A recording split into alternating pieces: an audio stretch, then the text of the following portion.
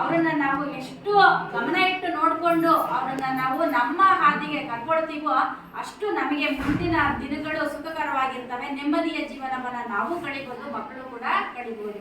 ಇನ್ನು ನಮ್ಮ ಶಾಲೆಯ ವಿಷಯಕ್ಕೆ ಬಂದಾಗ ನಮ್ಮ ಶಾಲೆಯಲ್ಲಿ ಇರುವಂತಹ ಎಲ್ಲಾ ಶಿಕ್ಷಕರನ್ನು ಕೂಡ ಒಬ್ಬೊಬ್ಬರು ಬಹಳಷ್ಟು ಶ್ರಮಜೀವಿಗಳು.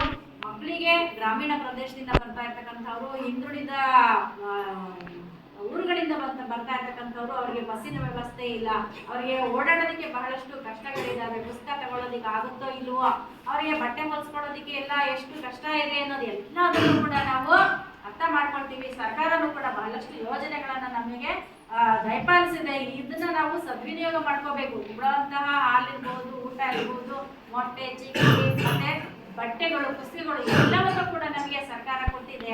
ಇದನ್ನ ನೀವು ಮಕ್ಕಳಿಗೆ ಅರಿವಾಗೋ ಹಾಗೆ ಹೇಳಿ. ನಾವು ಓದುವಾಗ ನಮಗೇನು ಇರ್ಲಿಲ್ಲಪ್ಪ, ನಿಮಗೆ ಎಲ್ಲವನ್ನು ಸರ್ಕಾರ ಒದಗಿಸ್ತಾ ಇದೆ, ಅದೆಲ್ಲ ನಿಮಗೆ ತಲುಪಿದೆ, ಅದೆಲ್ಲ ಇದನ್ನ ಉಪಯೋಗಿಸ್ಕೊಂಡು ನೀವು ಅದರ ಋಣವನ್ನ ತೀರಿಸ್ಬೇಕು ಅಂತಂದ್ರೆ ಏನ್ ಮಾಡ್ಬೇಕು? ಓದಿ ಒಂದು ಕೀರ್ತಿಯನ್ನ ತರಬೇಕು. ನಮ್ಮ ಮನೆಗೆ, ನಮ್ಮ ಊರಿಗೆ, ನಮ್ಮ ತಾಲೂಕಿಗೆ, ನಮ್ಮ ಜಿಲ್ಲೆಗೆ, ನಮ್ಮ ರಾಜ್ಯಕ್ಕೆ ಕೀರ್ತಿಯನ್ನ ತರಬೇಕು. ಸುಮ್ಮನೆ ಉಂಡಾಡಿಕೊಂಡಿರ್ತಾರ ಬರೋದು ಹೋಗೋದು, ಅದು ಸರಿಯಾದ ದಾರಿಯಲ್ಲ. ನಾವೆಲ್ಲರೂ ಕೂಡ ಶ್ರಮಪಟ್ಟು ಏನಾದ್ರೂ ಒಂದು ಸಾಧನೆಯನ್ನ ಮಾಡಬೇಕು ಅಂತ ಹೇಳಿ ಮನಸ್ಸನ್ನ ಗಟ್ಟಿ ಮಾಡ್ಕೊಂಡ್ರೆ ಸಾಧ್ಯ ಆಗುತ್ತೆ. ಮೊದಲು ನಾವು ಪೋಷಕರು ಅದಕ್ಕೆ ಮಕ್ಕಳಿಗೆ ಒಂದಷ್ಟು ಅಣಿಯನ್ನ ಮಾಡ್ಕೊಳ್ಳೋಣ. ಬೆಳಗ್ಗೆ ಹೊತ್ತು ಬೇಗ ಎಬ್ಬಿಸೋದು ನಮ್ಮದೇ ಜವಾಬ್ದಾರಿ, ಮತ್ತೆ ಅವರ ಆರೋಗ್ಯದ ಬಗ್ಗೆ ಕಾಳಜಿಯನ್ನು ವಹಿಸಬೇಕಾಗಿರ್ತಕ್ಕಂಥದ್ದು ನಮ್ಮದೇ ಜವಾಬ್ದಾರಿ. ಬೆಳಗ್ಗೆ ಎದ್ದೇಳ್ಬೇಕಾದ್ರೆ ಅಪ್ಪ ಅಮ್ಮ ನನ್ನ ಕೈಲಿ ಆಗಲ್ಲಪ್ಪ ಎದ್ದೇಳೋದಿಕ್ಕೆ ಅಂತ ಹೇಳಿ ಮಕ್ಕಳು ಹೇಳ್ತಾ ಇದ್ರು. ಯಾಕೆ ಆಗಲ್ಲ? ಮನಸ್ಸು ಮಾಡಿ, ಮನಸ್ಸಿಗಿಂತ ದೊಡ್ಡ ಯಾವುದೂ ಅಲ್ಲ. ನಾನು ಇದನ್ನು ಮಾಡೇ ತೀರ್ಬೇಕು ಅಂತ ಹೇಳಿದ್ರೆ ಮಾಡೇ ತೀರ್ತೀವಿ. ನಿನ್ನೆ ಒಂದು ಸುಭಾಷಿತವನ್ನ ಓದಿದ್ವಿ, ಹೌದಲ್ವಾ? ಅಬ್ದುಲ್ ಕಲಾಂ ಅವ್ರು ಏನ್ ಮಾಡ್ತಾ ಇದ್ರು? ಪೇಪರ್ ಆಗ್ತಾ ಇದ್ದಂತ ಒಬ್ಬ ಹಳ್ಳಿಯ ಹುಡುಗ, ಅವ್ರಿಗೆ ಏನ್ ಮಾಡ್ಬೇಕು ಅಂತಾನೆ ಗೊತ್ತಿರ್ಲಿಲ್ಲ. ಅಂಥವ್ರು ಒಬ್ಬ ರಾಷ್ಟ್ರಪತಿ ಆದ್ರು ಅಂತಂದಾಗ ಸರ್ವಪಲ್ಲಿ ರಾಧಾಕೃಷ್ಣನ್ ಅವರು ನಮ್ಮ ಹಾಗೆ ಪ್ರೈಮರಿ ಸ್ಕೂಲ್ ಟೀಚರ್ ಆಗಿದ್ದವರು, ಅವರು ಕೂಡ ಒಬ್ಬ ರಾಷ್ಟ್ರಪತಿ ಆದ್ರು, ಹೌದಲ್ವಾ? ಇದೆಲ್ಲ ನಮ್ಮ ನಡುವಿನ ಉದಾಹರಣೆಗಳು ಬಹಳಷ್ಟು ಇದಾವೆ. ನಮ್ಮ ಊರಿನಲ್ಲೇನೆ ನಮ್ಮ IAS officer MR Srinivasa Murthy ಅವರಿದ್ದಾರೆ ನೋಡಿ. ಇವನ್ನೆಲ್ಲ ನಾವು ನೋಡಿದಾಗ ಬಹಳಷ್ಟು ನಮಗೆ ಪ್ರೇರಣೆ ಆಗ್ಬೇಕು. ಇವರೆಲ್ಲ ನನ್ನ ಕೈಲಿ ಆಗಲ್ಲ ಅಂತಂದ್ರೆ ನಿಜವಾಗ್ಲೂ ಏನೂ ಆಗಲ್ಲ, ಆಗುತ್ತೆ ಅಂತ ಹೋಗಿ ಎಲ್ಲದೂ ಆಗುತ್ತೆ. ಮೇಡಮ್ ಹೇಳಿದ್ರಲ್ಲ, ನಾನು 1 ಗಂಟೆವರೆಗೂ ನನ್ನ ಮಕ್ಕಳನ್ನ ಸೂಪರ್ವಿಷನ್ ಮಾಡ್ತೀನಿ, ಮತ್ತೆ 5 ಗಂಟೆಗೆ ಎದ್ದು ನಾನು ನನ್ನ ಕೆಲಸಗಳನ್ನು ಮಾಡ್ಕೊಂಡು ಶಾಲೆಗೆ ಬರ್ತೀನಿ. ಯಾಕೆಂದ್ರೆ ಅವ್ರಿಗೆ ಬದ್ಧತೆ ಇದೆ. ನಮಗೂ ಕೂಡ ಅದು ಬರಬೇಕು. ಬರೀ ಹೇಳಿದ್ದನ್ನ ಈ ಕಿವಿಲ್ ಕೇಳ್ಕೊಂಡು ಆ ಕಿವಿಲ್ ಬಿಟ್ಟು ಹೋಗೋದಲ್ಲ. ನಾವು ಅದನ್ನ ಪರಿಪೂರ್ಣವಾಗಿ ಮನಸ್ಸಿಗೆ ತಗೊಂಡು ಅಳವಡಿಸ್ಕೊಂಡಾಗ ನಮ್ಮ ಜೀವನದಲ್ಲಿ ನನ್ನ ಜೊತೆಗಿರ್ತಕ್ಕಂಥವ್ರು ಅಲ್ಲೇ ಇರ್ತಾರೆ. ನೀವ್ ಯಾರು ಒಂದು ಬದ್ಧತೆಯಿಂದ ನಿಮ್ಮ ಕೆಲಸಗಳನ್ನ ಮಾಡ್ತೀರಾ, ಒಂದು ಮಟ್ಟಕ್ಕೆ ಏರ್ತೀರಾ, ಅವಾಗ ಅವನು ಅಲ್ಲಿರ್ತಕ್ಕಂಥವನು ನೋಡಿ ನಿಮ್ಮನ್ನ ಹಿಂಗ್ ಕತ್ತೆತ್ತಿ ನೋಡ್ತಾನೆ. ಹೌದಾ, ಎಷ್ಟು ಎತ್ತರಕ್ಕೆ ಬೆಳೆದಿದ್ದಾನ, ಇದಕ್ಕೇನ್ ಕಾರಣ ಅಂತಂದ್ರೆ ನಿಮಗೆ ಅದು ಅರ್ಥ ಆಗುತ್ತೆ. ಏನಾಯ್ತು, ಅದಕ್ಕೆ ಕಾರಣಗಳೇನಾಯ್ತು, ಏನಿತ್ತು? ಅವ್ರು ಪಟ್ಟಂತ ಪರಿಶ್ರಮ, ಅವ್ರಿಗೆ ಪಟ್ಟಂತ ಕಷ್ಟಗಳು, ಅವರು ಕಷ್ಟಗಳನ್ನೆಲ್ಲ ಬದಿಗಿಟ್ರು. ನಾನೇನ್ ಮಾಡ್ಬೇಕು ಅನ್ನೋಂಥ ದಾರಿಯನ್ನ ಮಾತ್ರ ಆಯ್ಕೆ ಮಾಡ್ಕೊಂಡ್ರು. ಇಂಥ ಒಂದು ಒಳ್ಳೆಯ ದಾರಿಯನ್ನ ಆಯ್ಕೆ ಮಾಡ್ಕೊಳ್ಳೋದಕ್ಕೆ ನೀವು ಮೊದಲು ಪ್ರೇರಣೆಯಾಗಿ ಮಕ್ಕಳುಗಳಿಗೆ ದಯಮಾಡಿ ಮೊಬೈಲ್ಗಳನ್ನ ಕೊಡಬೇಡಿ, ಬಂದ್ ಮಾಡಿ. ನಿಮ್ಮಷ್ಟಿಗೆ ನಿಮ್ಮ ಉಪಯೋಗಕ್ಕಷ್ಟೇ ಮೊಬೈಲ್ಗಳನ್ನ ಇಟ್ಕೊಳ್ಳಿ. ಅವ್ರಿಗೆ ಕೊಟ್ಟರು ಏನು ವಿಷಯಕ್ಕೆ ಕೊಟ್ಟಿದ್ದೀವಿ, ಅವ್ರು ಏನಕ್ಕೆ ಉಪಯೋಗಿಸ್ಕೋತಾರೆ ಅನ್ನೋದನ್ನ ಗಮನಿಸಿ. ದಯಮಾಡಿ ಗಂಟೆಗಟ್ಟಲೆ ಕೊಟ್ಬಿಟ್ಟು ಅವ್ರನ್ನ ನೀವು ಬಿಟ್ಟು ಹೊಟ್ಟೋಗ್ಬಿಡ್ಬೇಡಿ. ಇಲ್ಲ ನೋಡಾಗಿದ್ರೆ ನನ್ನ ಮುಂದೆ ನೋಡು, ಇಲ್ಲ ಅಂತಂದ್ರೆ ಬಂದ್ ಮಾಡಿ ಅಲ್ಲಿ ಬಿಸಾಕು, ನೀನು ಓದೋದು ಬೇಡ, ಬರೆಯೋದು ಬೇಡ, ಮನೇಲೆ ಬಿದ್ದಿರು ಅಂತ ಹೇಳಿ ಸ್ಟ್ರಿಕ್ಟಾಗಿ ಹೇಳಿ ಮಕ್ಕಳಿಗೆ. ಇಲ್ಲ ಅಂತಂದ್ರೆ ಅವರು ನಿಮ್ಮನ್ನ ಟೇಕ್ ಇಟ್ ಫಾರ್ ಗ್ರಾಂಟೆಡ್ ತಗೊಂಡ್ಬಿಡ್ತಾರೆ. ನಾನು ಹೇಳಿದ್ದೆ ಸರಿ, ನಾನು ಮಾಡಿದ್ದೆ ಸರಿ, ನಮ್ಮ ಅಪ್ಪ ಅಮ್ಮ ನನ್ನನ್ನೇನು ಅನ್ನಲ್ಲ, ಏನು ಮಾಡಲ್ಲ, ನನಗೆ ಯಾವುದೇ ಒಂದು ಪನಿಷ್ಮೆಂಟ್ ಇಲ್ಲ ಅಂತಂದಾಗ, ನನ್ನ ಮೇಲೆ ಹಿಡಿತಾ ಇಲ್ಲ ಅಂತಂದಾಗ ಅವರು ಹೋಗಿದ್ದೇ ದಾರಿ, ಅವ್ರು ಮಾಡಿದ್ದೇ ಬದುಕಾಗೋಗ್ಬಿಡುತ್ತೆ. ಹಾಗಾಗೋದು ಬೇಡ.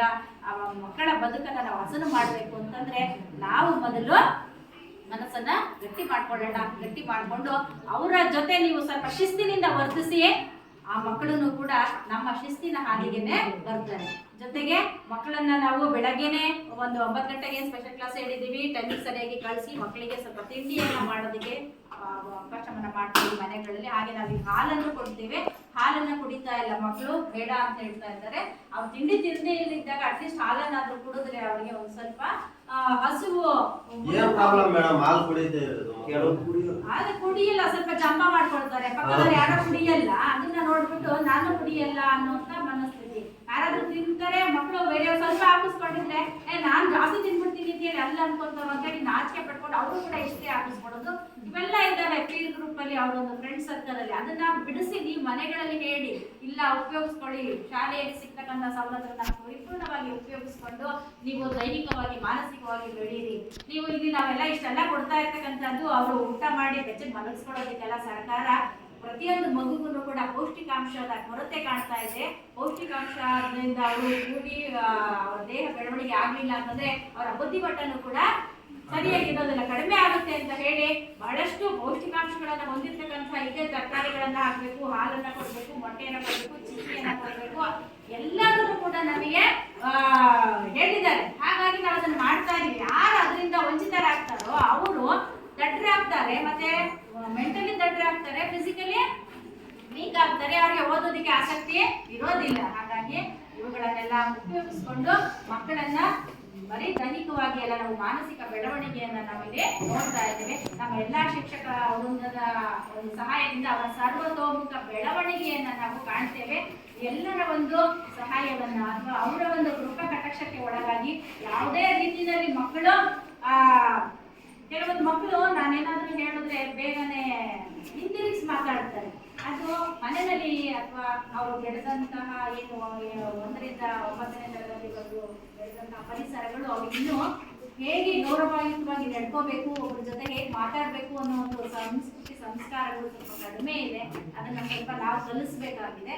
ನಾನು ಬಹಳಷ್ಟು ಹೇಳ್ತಾ ಇದ್ದೀನಿ, ಇವಾಗ ಸ್ವಲ್ಪ ಕಡಿಮೆ ಆಗಿದೆ. ಇವಾಗ ಒಂದು ತಿಂಗಳಿಂದ ಅಬ್ಸರ್ವ್ ಮಾಡ್ತಾ ಇದ್ದೀನಿ. ಹಿಂದೆ ಇದ್ದಷ್ಟು ಹೊರಟುತನ ಟೀಚರ್ಸ್ ಹೇಳ್ತಕ್ಕ ಹಿಂತಿರಿಸಿ ಮಾತಾಡ್ತಕ್ಕಂಥದ್ದು ಸ್ವಲ್ಪ ಕಡಿಮೆ ಆಗಿದೆ.